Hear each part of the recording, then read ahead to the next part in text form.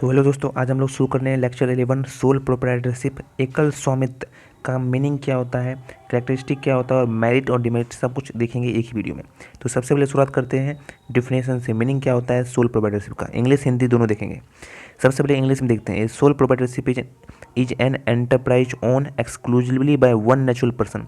एक natural person के द्वारा बनाया जाता है। एक नेचुरल पर्सन मतलब हम और आप, जैसे नेचुरल पर्सन है उसी प्रकार से कोई भी व्यक्ति अगर एक एंटरप्राइज ओन करता है तो वो क्या करेगा सर, सोल प्रोप्राइटरशिप करेगा। And in which there is no legal distinction, और इसमें कोई भी लीगल डिस्टिंक्शन नहीं है किसके किसके बीच, ऑनर और बिजनेस एंटिटी के। मतलब बिजनेस और ऑनर में कोई भी अंतर नहीं है। ठीक है, तो ये जो बिजनेस है और ये जो ऑनर है इसमें कोई भी अंतर नहीं है। ऑनर की लायबिलिटी, बिजनेस की लायबिलिटी, बिजनेस की लायबिलिटी और ऑनर की लायबिलिटी, यहाँ पर ये वाला बात होता है। The entrepreneur exercise his activity without having created a distinct legal person। जो एंटरप्रेन्योर होता है, जो पर्सन होता है, जो सोल प्रोप्राइटरशिप करता है, वो उसकी जो एक्टिविटी होती है वो बिना कोई लीगल पर्सन की होती है। कोई लीगल नहीं होता है ना, कोई वहाँ पर एक्टिविटी वैसा काम नहीं करना पड़ता है। सर कौन है सोल प्रोप्राइटरशिप? जो भी वगैरह शॉप खोलते हैं, जितने भी शॉपकीपर है, स्टोर कीपर है, क्राफ्ट्समैन है, प्रोफेशन जैसे हैं, फार्मर्स हैं, ये कोई भी दुकान खोले हैं या फिर चाहे होटल की दुकान है, चाहे कपड़े का दुकान है, सब कुछ सब सोल प्रोप्राइटरशिप ही है। अब समझ में आया कि सर सोल प्रोप्राइटरशिप किसको कहते हैं? सोल प्रोप्राइटरशिप एक एंटरप्राइज है जो कि ऑन किया जाता है एक नेचुरल पर्सन के द्वारा, और उसमें कोई लीगल डिस्टिंक्शन नहीं होता है ऑनर और बिजनेस के द्वारा। हिंदी में देख लेते हैं। एकल स्वामित्व एक उद्यम है जिसका स्वामित्व विशेष रूप से एक प्राकृतिक व्यक्ति, जैसे हम और आप व्यक्ति होते हैं, वही चलाते हैं, उन्हीं के पास होता है। जो मालिक और व्यावसायिक इकाई के बीच कोई अंतर, कानूनी अंतर नहीं होता है। उद्यमी एक वशिष्ठ कानूनी व्यक्ति बिना बनाए गतिविधि का प्रयोग करते हैं। एकल स्वामित्व के विभिन्न रूप हैं। भंडारी, शिल्पकार, व्यवसाय, किसान, सब कुछ अपने एकल स्वामित्व के अंदर आते हैं। आइए बात करते हैं कुछ characteristic of sole proprietorship. English Hindi दोनों देखेंगे। पहले इंग्लिश देखते हैं फिर हिंदी देखेंगे। मतलब कैरेक्टरिस्टिक मतलब गुण होता है, सोल प्रोप्राइटरशिप का गुण क्या होता है। सबसे पहला गुण है कंप्लीट ऑटोनॉमी। कंप्लीट ऑटोनॉमी मतलब, ऑटोनॉमी का मतलब होता है फ्रीडम, स्वतंत्रता है, पूरा फुल एंजॉयमेंट करता है। ऑनरशिप का फुल ऑनरशिप, जो मालिकाना हक होता है केवल एक व्यक्ति के बीच, एक पर्सन के पास ही होता है मालिकाना हक। और कंट्रोल करता है पूरा का पूरा बिजनेस, खुद ही डिसीजन लेता है, खुद के पास पूरा का पूरा अधिकार होता है। फ्रॉम ऑपरेशन प्रोसेस से लेकर सब कुछ, प्रॉफिट यूटिलाइजेशन से लेकर सब कुछ। साथ ही साथ यहाँ पर कोई बोर्ड या शेयर होल्डर नहीं होता है। सोल प्रोप्राइटर एक डिसीजन बनाता है independently without the need of consultation. बिना किसी ज़रूरत के, बिना किसी से पूछना, कुछ नहीं करना है, केवल एक व्यक्ति खुद ही सब कुछ डिसीजन लेगा, खुद ही प्रॉफिट लेगा, खुद ही मालिकाना हक होगा, सब कुछ उसी का होगा। कंप्लीट ऑटोनॉमी है, पूरी आज़ादी है। ठीक है, हिंदी में भी देखेंगे, पहले देख लेते हैं इंग्लिश में। पाँचों पॉइंट है। Lack of distinct legal entity. कोई लीगल एंटिटी नहीं है, मतलब कोई एंटिटी नहीं है, कानूनी से हमें गुजरना नहीं पड़ता है। जैसे कंपनी को कानूनी पूरे फॉर्म बनना पड़ता है, लीगल फॉर्म करना पड़ता है हर साल, इस मैंने बहुत ही उसमें क्या झंझट है। लेकिन सोल प्रोप्राइटरशिप में ऐसा कुछ नहीं है, बिल्कुल सीधा है। Sole proprietorship does not have a separate legal entity, नहीं है ना तो आइडेंटिटी है। ऑनर बोलो या फिर ऑनर बोलो या बिजनेस बोलो, एक ही है। ऐसा मत समझना कि बिजनेस अलग ऑनर अलग, ऐसा नहीं होता है। The owner and the business are treated as unified entity. जो ऑनर और बिजनेस को एक ही माना जाता है। ऐसा मत समझना कि बिजनेस की लायबिलिटी ऑनर की लायबिलिटी नहीं होगी। बिजनेस की लायबिलिटी बराबर ऑनर की लायबिलिटी है। जितना लायबिलिटी बिजनेस में है उतना ही लायबिलिटी ऑनर का है, ये बिल्कुल बराबर है। ठीक है, बिजनेस अलग नहीं है ऑनर से। बिजनेस, ऑनर मर गया, बिजनेस भी खत्म, ऐसा बात है। Resulting in personal accountability for all transaction and activity conducted by the business. Business जो भी कंडक्ट होता है, जो भी ट्रांजेक्शन होता है, वो सब के सब उत्तरदायित्व कौन होगा? वो एक सोल प्रोप्राइटर ही होगा, एक पर्सन होगा। सोल प्रोप्राइटर मतलब समझे ना, एकल स्वामित्व, एक ही व्यक्ति, एक आदमी ऑनर है। ठीक है, और उसमें वो बिजनेस बोलो या फिर वो पर्सन बोलो, बात बराबर है, अलग बिल्कुल नहीं है। तीसरा है इनडेफिनिट लायबिलिटी। जो दायित्व है वो इनडेफिनिट है, असीमित लायबिलिटी, असीमित। ठीक है, पूरा समझ सकते हैं इतना लाइबिलिटी, अगर बहुत ज़्यादा लाइबिलिटी हो गया उसके पास, कितना लाइबिलिटी हो गया, वो बहुत ही ज़्यादा लाइबिलिटी हो गया। ऐसा मत समझना कि वो बिजनेस का लाइबिलिटी है, वो ऑनर का लाइबिलिटी, उसे चुकाना पड़ेगा, चाहे ब्याज लेकर चाहे लोन लेकर। समझ रहे बात को? चाहे किडनी बेचकर, जो करना है करो भाई। लाइबिलिटी जो दायित्व तुम्हारा असीमित रहेगा। Sole proprietor bear unlimited liability for business obligation which form an important part of the characteristic of sole proprietorship. एक इंपॉर्टेंट पार्ट है कि सोल प्रोप्राइटरशिप में अनलिमिटेड लाइबिलिटी होती है, कोई भी कैप नहीं होता है on the amount of debt for which the sole trader is personally responsible and personal asset में be seize to cover business losses. ऐसा नहीं होता है, बिजनेस के लॉस होगा तो पर्सनल एसेट को सीज कर लिया जाएगा, पर्सनल के जो संपत्ति को सीज कर लिया जाएगा, दायित्व को चुकाने के लिए संपत्ति को सीज कर लिया जाएगा। सीज मतलब क्या होता है, कब्जे में रख लेना, तो ये सीज कर लेना। चौथा है इंडिविजुअल टैक्सेशन। इसमें इंडिविजुअल टैक्सेशन लगता है, बिजनेस का टैक्सेशन नहीं लगता है। Taxation for sole provider involve the paying income tax on business earning. जो भी बिजनेस में अर्न होगा वो कौन टैक्स बढ़ेगा, बिजनेस के नाम पर बढ़ेगा नहीं, उस इंडिविजुअल के नाम पर टैक्स भरा जाएगा। Rather than the corporate tax, corporate tax की जगह वो इंडिविजुअल के नाम पर टैक्स बढ़ेगा। जैसे मान लीजिए एक राम है, राम एंटरप्राइज है, ठीक है, तो वो सोल प्रोप्राइटरशिप है, तो राम एंटरप्राइज टैक्स भरेंगे राम के नाम से, अपने नाम से भरेंगे, बिजनेस के नाम से नहीं होगा, बिजनेस के नाम से कुछ नहीं होगा। Additionally registration for goods and service tax is required if the annual revenue surplus the specified there sole. तो जो भी एनुअल रेवेन्यू बहुत ज़्यादा होगा तो वो भी जीएसटी भी कराना पड़ता है खुद के नाम से। नेक्स्ट है प्राइवेसी बेनिफिट। इसमें प्राइवेसी का बेनिफिट होता है, केवल आप ही ओनर हो, आप ही सब कुछ जानते हो बिजनेस के हर एक चीज़ के बारे में, तो कहीं कहीं आप ही ओनर हो और आप ही, इसमें क्या होगा, प्राइवेसी का बहुत बेनिफिट मिलेगा। इसमें बहुत ही एक तरह से हर चीज़ आपको पता होगा और किसी को पता नहीं होगा, सीक्रेट रहेगा हर चीज़। सोल प्रोवाइडर एंजॉय करता है enhance privacy, they are not obtain disclose confidently report to government authority को बताने की जरूरत नहीं है। Unlike director of private limited company में बताना पड़ता था, लेकिन सोल प्रोवाइडर्स में ऐसा कुछ भी नहीं है, खुद की है ना, ऐसा कुछ डिस्क्लोज करने की जरूरत नहीं है कि बिजनेस में कितना कमा रहे हो, क्या कर रहे हो, कितना प्रॉफिट हो रहा है, कुछ बताने की जरूरत नहीं है। छठा पॉइंट है मिनिमल एडमिनिस्ट्रेशन।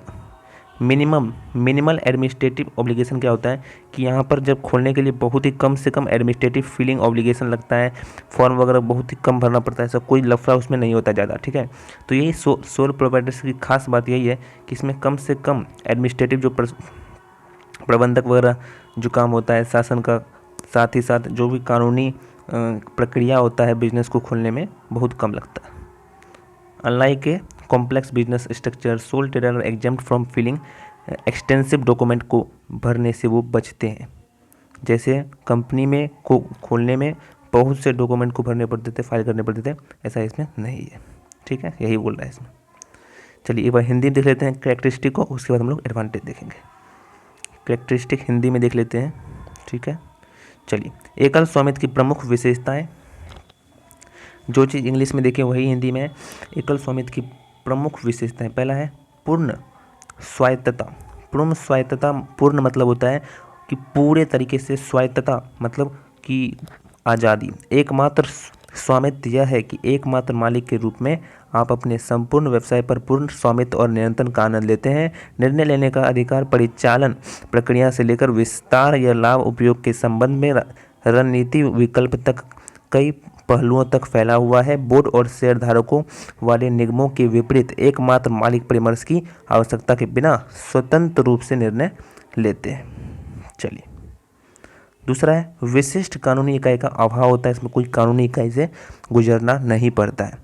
एकमात्र स्वामित्व यह है कि एकल स्वामित्व की कोई अलग कानूनी पहचान नहीं होती है। मालिक और व्यवसाय को एक एकीकृत इकाई के रूप में माना जाता है, जिसके परिणाम स्वरूप व्यवसाय द्वारा संचालित सभी लेन देन और गतिविधियों के लिए व्यक्तिगत जवाबदेही होती है।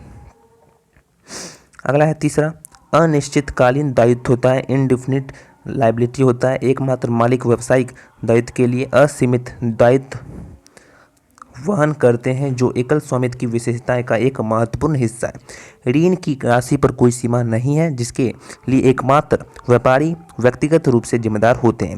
व्यापारी ही जिम्मेदार होगा, उसकी जो लायबिलिटी अब अनलिमिटेड है उसको पूरा का पूरा अपना प्राइवेट या पर्सनल एसेट को भी कब्जे में कर लिया जाएगा। किस लिए? दायित्व को चुकाने में। संपत्ति जब्त कर ली जाएगी उसकी दायित्व को चुकाने में। वहीं कंपनी में ऐसा नहीं होता था ना, वो भी देखेंगे। अभी तो सोल प्रोप्राइटरशिप देख रहे हैं, सभी के सभी बिजनेस ऑर्गेनाइजेशन के फॉर्म को देखेंगे हम लोग, ठीक है ना। अब है व्यक्तिगत कराधान। व्यक्तिगत कराधान क्या होता है? एकमात्र व्यक्तिगत कराधान मतलब होता है एकमात्र मालिकों के लिए कराधान में अन्य व्यावसायिक संरचना पर लागू कॉर्पोरेट कर के बजाय व्यावसायिक आय पर आयकर का भुगतान करना शामिल है। तो व्यक्तिगत कराधान लगता है, जो कर लगता है, जो टैक्स लगता है, वो व्यक्तिगत के नाम पर लगता है, उस बिजनेस के नाम पर नहीं लगता है। इसके अतिरिक्त यदि वार्षिक राजस्व निर्दिष्ट सीमा से अधिक हो तो वस्तु एवं सेवा कर के लिए पंजीकरण आवश्यक है। गोपनीय लाभ, तो इसमें गोपनीय लाभ होता है, गोपनीय का लाभ होता है, सेक्रेसी होता है, प्राइवेसी होता है। एकमात्र मालिक बढ़ी हुई गोपनीयता का आनंद लेते हैं क्योंकि वे सरकारी अधिकारियों को गोपनीय रिपोर्ट का खुलासा करने के बाद नहीं है। प्राइवेट लिमिटेड कंपनी के निर्देशकों के विपरीत एकल व्यापारी को आयकर पोर्टल पर अपने व्यावसायिक खाते या डेटा को खुलासा करने की आवश्यकता भी नहीं होती है। छठा पॉइंट, न्यूनतम प्रशासनिक दायित्व होता है, कम से कम प्रशासनिक दायित्व होता है, कानूनी तौर से ऐसे नहीं गुजरना पड़ता है। एकल स्वामित्व की अंतिम विशेषता यह है कि इसके न्यूनतम प्रशासनिक और फाइलिंग दायित्व शामिल होते हैं।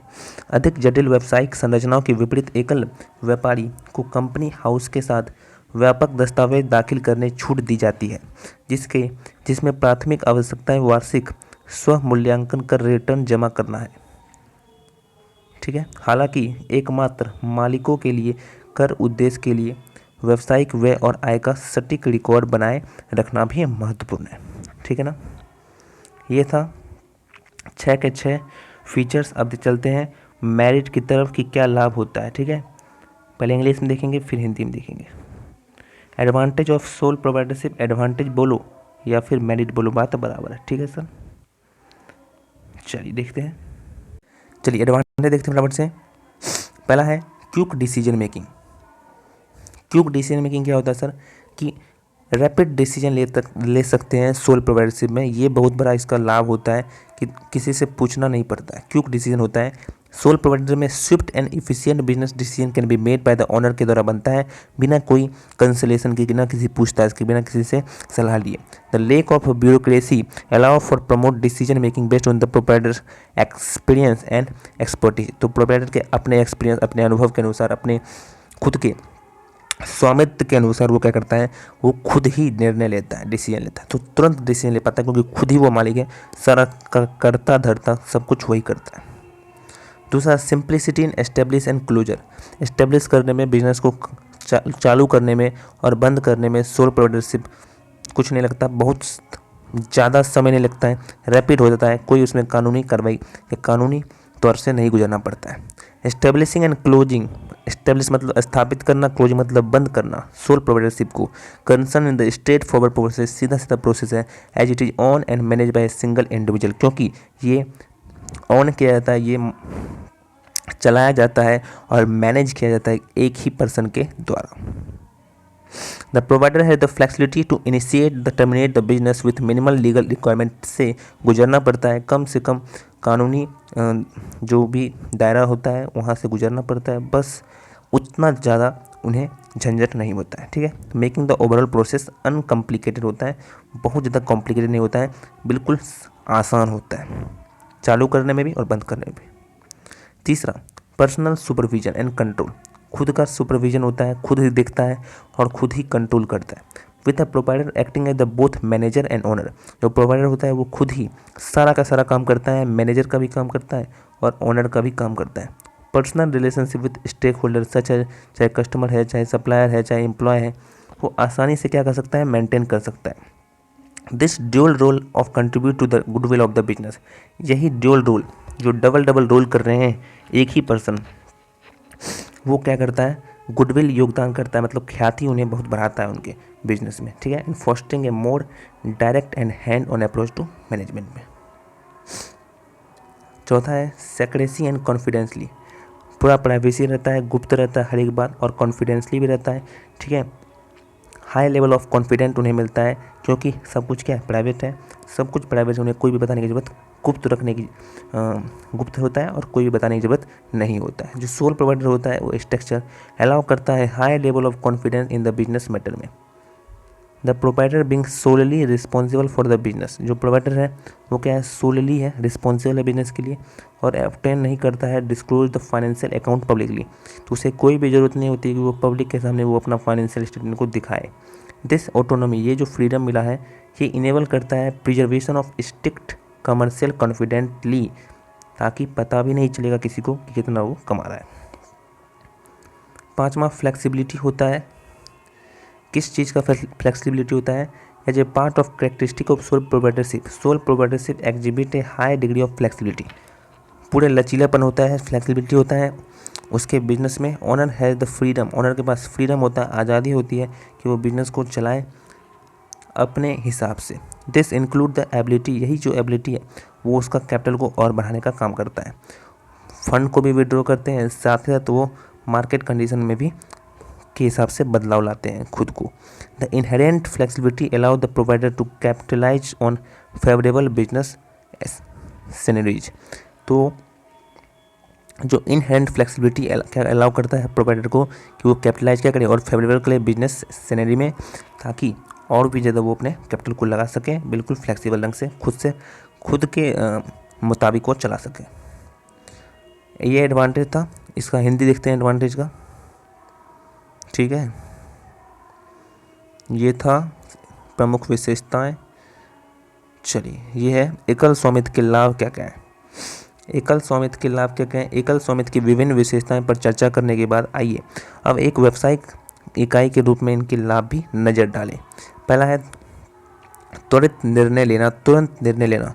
एकल स्वामित्व में मालिक द्वारा परामर्श की आवश्यकता के बिना त्वरित और कुशल व्यावसायिक निर्णय लिए जा सकते हैं। नौकरशाही की कमी मालिक के अनुभव और विशेषज्ञता के आधार पर त्वरित निर्णय लेने की अनुमति देती है, तुरंत निर्णय ले सकते हैं। स्थापना एवं समापन में सरलता, एकल स्वामित्व संस्था को स्थापित करना और बंद करना एक सीधी प्रक्रिया होती है, चूँकि इसका स्वामित्व और प्रबंधन एक ही व्यक्ति द्वारा किया जाता है। मालिक के पास न्यूनतम कानूनी आवश्यकताओं के साथ व्यवसाय शुरू करने और समाप्त करने की सुविधा होती है, जिससे समग्र प्रक्रिया सरल हो जाती है, बहुत ही सरल हो जाती है, क्योंकि खुद ही चलाना पड़ता है, सब कुछ खुद ही करना होता है। व्यक्तिगत पर्यवेक्षण एवं नियंत्रण, मालिक के प्रबंधक और मालिक दोनों के रूप में कार्य करने के ग्राहकों, आपूर्तिकर्ताओं और कर्मचारी जैसे हितधारकों के साथ व्यक्तिगत संबंध आसानी से बनाए रखे जा सकते हैं। यह दोहरी भूमिका व्यवसाय की सद्भावना में योगदान होती है, जो ख्याति में योगदान होती है। प्रबंधन के लिए अधिक प्रत्यक्ष और व्यवहारिक दृष्टिकोण को बढ़ावा देती है। चौथा है गोपनीय और गोपनीयता, प्राइवेसी होता है। एकमात्र स्वामित्व संरचना व्यावसायिक मामलों में उच्च स्तर की गोपनीयता की अनुमति देती है। मालिक व्यवसाय के लिए पूरी तरह जिम्मेदार होने के कारण वित्तीय खाते को सार्वजनिक रूप से प्रकट करने की कोई बात भी नहीं होती, कोई ज़बरदस्ती नहीं होता है। यह स्वायत्तता खुद सख्त व्यावसायिक गोपनीयता बनाए रखने में सक्षम बनाती है।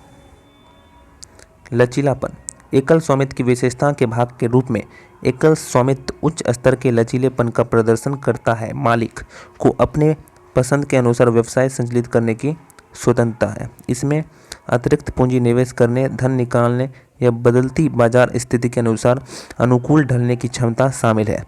अंतर्निहित लचीलापन मालिक को अनुकूल व्यावसायिक परिदृश्य का लाभ उठाने की अनुमति भी देता है। ये तो था इसका मेरिट। अब डीमेरिट देखते हैं, क्या हानि होती है इस सोल प्रोप्राइटरशिप से। तो पहले इंग्लिश में देखेंगे फिर हिंदी में, ठीक है।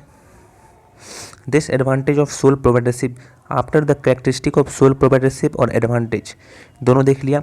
अब बात करते हैं कुछ डिसएडवांटेज की भी। पहला है लिमिटेड मैनेजियल एबिलिटी, जो मैनेजियल की जो क्षमता होती है वो लिमिटेड होती है, क्योंकि आप ही समझिए एक आदमी सब कुछ तो नहीं कर सकता है ना। एक आदमी क्या करता है, सब कुछ नहीं कर सकता। वो मैनेजरल का उतना अच्छे से ज्ञान हो सकता है उसके पास नहीं हो, एबिलिटी नहीं हो, स्किल नहीं हो, वो नॉलेज नहीं हो, तो लिमिटेड मैनेजरल एबिलिटी होता है, ठीक है। तो जिस कारण से वो लिमिटेड मैनेजरल एबिलिटी होती है, उतना क्षमता नहीं होता है कि वो उसको मैनेज कर सके, बहुत बेहतरीन तरीके से उसको मैनेज कर सके। तो ये सबसे बड़ी कमी आ जाती है सर, ध्यान से समझिएगा बात को। जो सोल प्रोप्राइटर स्ट्रक्चर होता है constrained by the managerial capability of A single individual, एक ही पर्सन के द्वारा एक ही पर्सन के द्वारा चलाया जाता है। तो एक पर्सन सर आप ही बताइए, हर तो चीज़ नहीं जान रहे, हर तो चीज़ उसके पास स्किल नहीं होगा, हर चीज़ का नॉलेज नहीं होगा ना, जिस कारण से यहाँ पर एक लिमिटेड यहाँ पर आ जाता है, एक सीमित आ जाता है दे, ठीक है। द ऑनर में लेक, ऑनर के पास क्या होता है, कमी होती है of necessary administrative and technical skill की। मैंने बताया ना कि टेक्निकल स्किल के कारण एक स्किल उनके पास उतना नॉलेज नहीं होता है, जिस कारण से कमी हो जाता है, ठीक है। Leading to a potential shortcoming in business operation, leading to a potential shortcoming in business, तो जो पोटेंशियल शॉर्टकमिंग होता है, कमी होता है बिजनेस ऑपरेशन में, जिस कारण से बिजनेस को सही से चलाने में हमें दिक्कत हो जाती है, ठीक है ना। तो मैनेजर एक्टिविटी को सही से चलाने में एक कमी आ जाती है, जिस कारण से सर हम लोग कह सकते हैं जो लिमिटेड मैनेजर एबिलिटी है, ठीक है। दूसरा है लायबिलिटी कैपिटल, लिमिटेड कैपिटल मतलब जो कैपिटल होता है, पूंजी होता है, वो बहुत लिमिटेड होता है, क्योंकि आप ही बताइए सिंगल पर्सन के पास कितना ज़्यादा कैपिटल होगा, है ना। वो ज़्यादा कितना लगा सकता है सर, उतना ज़्यादा नहीं लगा सकता है ना, बात समझिए।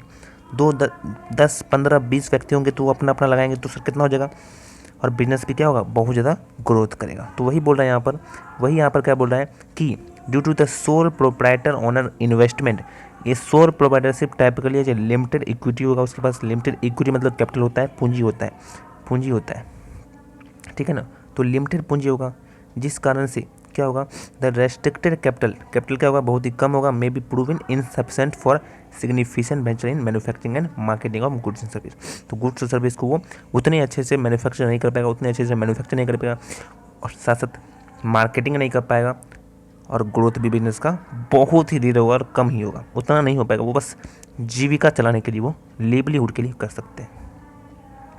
तीसरा है अनलिमिटेड लायबिलिटी, जो लायबिलिटी होती है वो अनलिमिटेड होती है, दायित्व जो होता है वो असीमित होता है। तो one of the significant drawback is unlimited liability, जो कि सोल ट्रेडर के द्वारा फेस किया जाता है concerning the business capital if the business asset fall short of covering.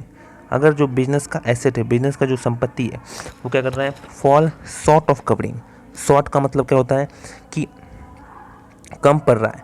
मान के चलिए जो एसेट है सर, एसेट है वो, मान के चलिए सर एसेट है वो 60 लाख है, और जो लायबिलिटी है ना, सुनिए, और जो लायबिलिटी है ना वो है 1 करोड़। तो 40 करोड़ का यहाँ पर जो डिफरेंस आ रहा है, 40 लाख का जो डिफरेंस आ रहा है सर, वो कौन चुकाएगा, हम चुकाएंगे, आप चुकाएंगे, कौन चुकाएगा, वही पर्सन चुकाएगा। ये पर्सन जो सोल प्रोवाइडर पर्सन है, केवल और केवल इसी पर दायित्व होगा, ठीक है, समझ रहे बात को। तो इसका पूरा का पूरा पर्सनल एसेट को भी दाव पर लगा दिया जाएगा, इसके घर को गिरवी रख दो, बेच दो, जो करना करो, लेकिन 40 लाख को पूरा करो। समझ रहे बात को, ये होता है अनलिमिटेड लायबिलिटी। द ऑनर में भी required to sell personal asset, अपना पर्सनल जो संपत्ति होता है, घर जमीन जायदाद सब कुछ बेच बाच दो और उसको चुकाओ। To meet the financial responsibility, जो जिम्मेदारी है चुकाओ, उसको पूरा पैसा चुकाओ, कोई नहीं देने वाला। समझ रहे हो बात को। चौथा है लिमिटेड एक्सपांसन पोटेंशियल होता है, एक्सपांस नहीं कर सकता है, एक्सपांड नहीं कर सकता है, बढ़ा नहीं सकता अपने बिजनेस को, इतना उसमें ताकत नहीं है, उसमें क्षमता नहीं है। Sole provider face constant on future growth and development, the lack of both financial resource and managerial expertise. उसके पास उतना मैनेजरल एक्सपर्टीज नहीं होता है, एक्सपर्टीज की कमी होती है, साथ साथ पैसे की भी कमी होती है, साथ साथ किसकी कमी होती है, पैसे की कमी होती है, और एक्सपर्टीज की भी कमी होती है। तो जो एक्सपर्टीज होते हैं ना वो होते ही नहीं है वहाँ पर, केवल सोल प्रोवाइडर होता है, तो उसके पास उतना थोड़ी स्किल होगा, उतना नॉलेज थोड़ी होगा, जिस कारण से सर लिमिटेड एक्सपांसन हो सकता है, वो अपने बिजनेस को ज़्यादा एक्सपांड नहीं कर सकते। समझ रहे। अगला है अनसर्टेन एग्जिस्टेंस, जो अस्तित्व है अनसर्टेन, अनिश्चित है। आज ऑनर मरा, आज बिजनेस मरा, आज ऑनर मरा, आज बिजनेस मरा, ठीक है। तो आज ऑनर क्या होगा, जैसे वो ऑनर मर जाएगा ना, तो सर जो उसका जो बिजनेस है ना वो भी मर जाएगा, ठीक है। तो जो उसका बिजनेस है वो भी मर जाएगा। तो जो वही बोल रहा था, existence of sole providership closely tied to ownership life, owners की लाइफ पर जीवित है। ऑनर जिंदा है तो बिजनेस भी चल रहा है। जैसे ही ऑनर, समझ रहे हो बात को, जैसे ही ऑनर टपका ना सर, जैसे ही ऑनर टपका ना, बिजनेस गया, बिजनेस भी गया। तो बिजनेस कैन बी टर्मिनेट हो जाएगा। बिजनेस टर्मिनेट मतलब होता है बंद हो जाना, है ना, abruptly due to factor such as owner death. तो ऑनर के मरने के बाद क्या होगा, ख़त्म। या इनसेनिटी हो गया ऑनर, या इनसॉल्वेंट हो गया। इनसेनिटी मतलब पगला गया ऑनर, ठीक है, ऑनर पगला गया। ऑनर इनसॉल्वेंट हो गया, या इनकैपेसिटी हो गया, क्षमता ही नहीं है, हाथ गोड़ टूट गया उसका, अपाहिज हो गया, समझ रहे हो। Introducing an element of uncertainty, या इलनेस हो गया, बीमार पड़ गया तो सर बंद हो गया। ऑनर बीमार पड़ गया तो सर आज तो शॉप खुलेगा नहीं, सोल प्रोप्राइटरशिप, दुकान तो चलेगा नहीं। वहीं अगर बड़े कंपनी का अगर वो ऑनर होता तो चाहे वो बीमार हो चाहे वो मर जाए, कंपनी तो चलता रहेगा सर, समझ रहे बात को, ये अंतर है। तो ये इसका हानि है, ये हानि है कि ऑनर जैसे जब तक ऑनर रहेगा तब तक वो बिजनेस चलेगा, ऑनर मरेगा बिजनेस भी चला जाएगा, खत्म हो जाएगा, टर्मिनेट हो जाएगा, समझ गए बात को। ये बोल रहा था 5वां में, ठीक है। छठा बोल रहा है सिंप्लिसिटी वर्सेस फॉर्मल स्ट्रक्चर। बोल रहा है while the simplicity of a sole proprietorship is appealing it comes with a trade off the structure में lack the formality required for significantly business. बोल रहा है simplicity versus formal structure. Simplicity का मतलब क्या समझते हो और फॉर्मल स्ट्रक्चर मतलब समझते हो। देखो फॉर्मल स्ट्रक्चर मतलब होता है एक फॉर्मली ढंग से चलना, औपचारिक एक प्रक्रिया होना चाहिए, एक स्ट्रक्चर होता है उसके से चलता है बिजनेस, और सिंप्लिसिटी होता है बिजनेस में। तो जब सिंप्लिसिटी बात करते हैं सोल प्रोप्राइटरशिप की, वो अपीलिंग होता है और ये ट्रेड ऑफ होता है, ऐसा कुछ भी वहाँ पर नहीं होता है। सोलो प्रोप्राइटरशिप में सिंप्लिसिटी की कमी होती है। The absence of legal feeling, legal feeling मतलब जो कानूनी प्रक्रिया से जो फॉर्म भरा जाता है जिससे कंपनियाँ बनती है, LLP बनता है, वैसा सोल प्रोप्राइटरशिप नहीं होता है। और फॉर्मल एस्टेब्लिशमेंट इवेंट, जो फॉर्मल एस्टेब्लिशमेंट होता है वो भी इसमें नहीं होता है, मतलब औपचारिक तरीके से उसको ढंग से काम होना, सारा चीज़ करना, वो भी उसमें नहीं होता है। Means that the title of sole proprietorship evolve naturally through business activity. तो केवल व केवल जो टाइटल है सोल प्रोप्राइटरशिप का वो नेचुरली जो चल रहा है बिजनेस उसी तरह चलता है, कोई भी उसमें सिंप्लिसिटी या फिर फॉर्मल स्ट्रक्चर नहीं होता है। तो ये कमी है, इसकी कमी है, समझ रहे हो, ये कमी पर रहे हैं। अनसर्टेन एग्जिस्टेंस होता है इसमें, समझ रहे हो। लिमिटेड एक्सपांसन पोटेंशियल होता है, लिमिटेड होता है, एक्सपांड नहीं कर सकते हो। अनलिमिटेड लायबिलिटी होता है, लिमिटेड कैपिटल होता है, पूंजी उतना नहीं होता है। लिमिटेड मैनेजल एबिलिटी होता है, क्षमता मैनेजर होता है, समझ रहे हैं। इसको हिंदी में देखते हैं एक बार फटाफट से, चलिए चलिए ये तो लाभ था, हानि पर चलते हैं, ठीक है। एकल स्वामित्व के नुकसान, क्या क्या नुकसान है आइए। एकल स्वामित्व के नुकसान, एकल स्वामित्व की विशेषताएं और इसके फायदे के बाद आइए अब इसके नुकसान की बात करते हैं। सीमित प्रबंधकीय क्षमता, जो सीमित होती है प्रबंधकीय क्षमता जो होती है वो सीमित होती है। एकमात्र स्वामित्व संरचना किसी एक व्यक्ति की प्रबंधकीय क्षमताओं से बाधित होती है। मालिक के पास आवश्यक प्रशासनिक तकनीकी कौशल की कमी हो जाती है, हो सकती है, जिससे व्यवसाय संचालन में संभावित कमियां हो सकती है। दूसरा है सीमित पूंजी, पूंजी सीमित होती है। एकमात्र मालिक के निवेश के कारण एकल स्वामित्व में आमतौर पर सीमित इक्विटी होती है। वस्तुओं और सेवाओं के विनिर्माण और विपणन में महत्वपूर्ण उद्यमों के प्रतिबंधित पूंजी अपर्याप्त साबित हो सकते हैं। उसके बाद है असीमित दायित्व, जो दायित्व होता है वो असीमित होता है। महत्वपूर्ण कमियों में से एक है असीमित दायित्व, जो व्यवसाय की पूंजी के संबंध में एकमात्र व्यापारियों द्वारा सामना की जाने वाली असीमित देनदारी है। यदि व्यवसाय की संपत्ति उसके दायित्व को पूरा करने में कम हो जाती है तो मालिक को वित्तीय जिम्मेदारी को पूरा करने के लिए व्यक्तिगत संपत्ति बेचने की आवश्यकता हो सकती है। चौथा है सीमित विस्तार क्षमता, विस्तार करने की क्षमता सीमित होती है। एकल स्वामित्व को भविष्य की वृद्धि और विकास में बाधाओं का सामना करना पड़ता है। वित्तीय संसाधनों एवं प्रबंधकीय विशेषज्ञताओं दोनों की कमी परिचालन में विविधता लाने क्षमता को सीमित करती है, जिससे संबंधित विस्तार सीमित हो जाता है। पांचवा है अनिश्चित अस्तित्व, जो अस्तित्व होता है एग्जिस्टेंस होता है असीमित होता है। एकल स्वामित्व एक अस्तित्व मालिक के जीवन में निकटता जुड़ा हुआ है। मालिक की मृत्यु, पागलपन, दिवालियापन या असक्षमता जैसे कारकों के कारण अनिश्चित का तत्व उत्पन्न होने पर व्यवसाय का अचानक समाप्त किया जा सकता है। सरलता बनाम औपचारिक संरचना, जबकि एकल स्वामित्व की सादगी आकर्षक है या एक व्यापार बंद के साथ आती है। संरचना में महत्वपूर्ण व्यावसायिक सौदों के लिए आवश्यक औपचारिक का अभाव हो सकता है। कानूनी फाइलिंग या औपचारिक स्थापना कार्यक्रम की अनुपस्थिति का मतलब कि एकल स्वामित्व का शीर्षक व्यावसायिक गतिविधियों के माध्यम से स्वाभाविक रूप से विकसित होता है। तो ये था दोस्तों, पाँचों के पाँचों हम लोगों ने देख लिया कि जो एकल स्वामित्व होता है उसका नुकसान क्या होता है। पहला, सीमित प्रबंधकीय क्षमता, दूसरा सीमित पूंजी, तीसरा असीमित दायित्व, चौथा सीमित विस्तार क्षमता, अनिश्चित अस्तित्व, और छठा सरलता बनाम औपचारिक संरचना। क्लियर, ठीक है। हम लोगों ने देखा सोल प्रोप्राइटरशिप का मीनिंग, कैरेक्टरिस्टिक, मेरिट और डीमेरिट, हिंदी और इंग्लिश दोनों में देख लिया। इसका पीडीएफ मिल जाएगा आपको टेलीग्राम चैनल पर, ठीक है सर, थैंक यू।